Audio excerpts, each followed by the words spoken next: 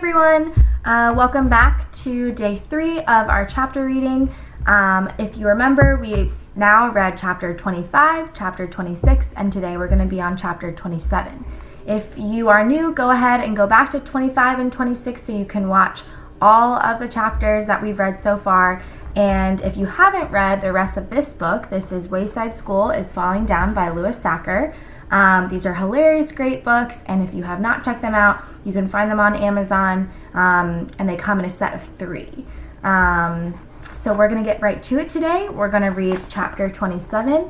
Here's the picture. I know a lot of you made predictions yesterday about what might be in today's chapter, so we'll have to see what happens next. Chapter 27, Lost and Found. Joy and Mauricia were best friends. They sat down on the grass to eat their lunches, but then Mauricia remembered she needed chocolate milk. She went to get some from Miss Mush. Now, if you guys remember, Miss Mush is the cafeteria worker who makes that really icky food. When she returned, she couldn't find her lunch. "What happened to my lunch?" Mauricia asked. Joy looked up at her, then shrugged her shoulders. "I set my lunch down right here," said Mauricia. "You saw me, didn't you?" Joy shook her head. "I put it here. Then I went to Miss Mush's room to get some chocolate milk. I had a peanut butter and banana sandwich, and there's no way I can eat a peanut butter and banana sandwich without chocolate milk." Joy shrugged her shoulders again. Mauricia didn't know what to do. "Can I have a sip of your milk?" asked Joy. It was hard for Joy to talk because her mouth was full of peanut butter and bananas. So let's think for a second. If Joy's mouth is full of peanut butter and bananas, and Mauricia said she had a peanut butter and banana sandwich, what do you think happened?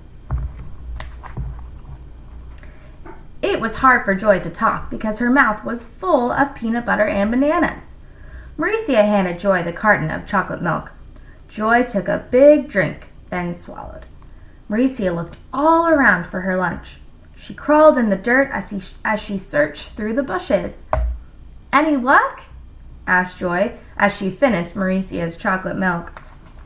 "I found it!" Mauricia exclaimed. Joy coughed on the chocolate milk. "You did?" she asked, and then coughed again. Mauricia crawled out of the bushes holding a paper sack. She sat back down next to Joy and opened it. "Is it your lunch?" asked Joy. "No," said Mauricia. "Too bad," said Joy. "It's money!" exclaimed Mauricia. Joy's eyes nearly popped out of her head as she looked at the paper bag. It was stuffed with dollar bills. And they weren't just $1 bills. They were $5 bills, $10 bills, but mostly $20 bills. "We found $1 million!" Joy whispered. "We?" asked Mauricia.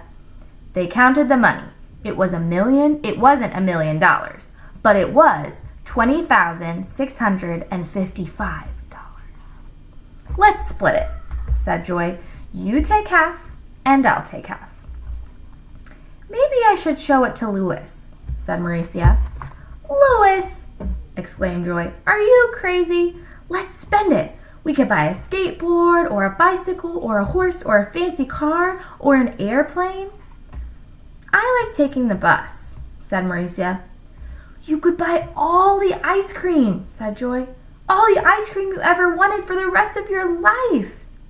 She knew Mauricia loved ice cream more than anything else in the whole world. Mauricia smiled as she thought about it. "No, I'd better show it to Louis. He'll know what to do." "You'll just get in trouble," warned Joy. "Louis will think you robbed a bank, and you'll go to jail for the rest of your life." "Louis knows I'm not a bank robber," said Mauricia. "But what if the real bank robbers find out you have their money?" asked Joy. "They'll come after you." "Oh, I didn't think of that," said Mauricia. "You better give it to me," said Joy. "Louis will protect me," said Mauricia, and she walked across the playground toward Louis. Louis was talking to Terrence. He said, "If you ever tie Leslie's pigtails to the tether bowl again, I'll—" "Louis, look," said Mauricia, and she held the paper sack up to his face. "No, thank you, Mauricia. I'm not hungry," said Louis. "It's not my lunch," said Mauricia. "Look inside." Louis took the bag from her and looked inside. "Very nice," he said, and then he gave it back to her. "Now, I want you to go untie Leslie and tell her," he said to Terrence. And Louis suddenly stopped talking and blinked his eyes. He looked at Terrence, then at Mauricia, then at Terrence, then at Mauricia, and then at the paper sack. "Let me see that again," he said. Mauricia gave him the bag. "Hey, what about me?" asked Terrence. "Get lost, Jack Frost," said Louis, and Terrence ran away. "Did you rob a bank?" asked Louis. "No, I found it in the bushes," said Mauricia. "I believe you," said Louis. "We'll have to put it in the lost and found." "I know," said Mauricia. "Whoever lost it is probably very sad." "But if no one claims it in 2 weeks, you can have the money," said Louis, and he took the bag of money and headed to the office. Joy was waiting for Louis at the door.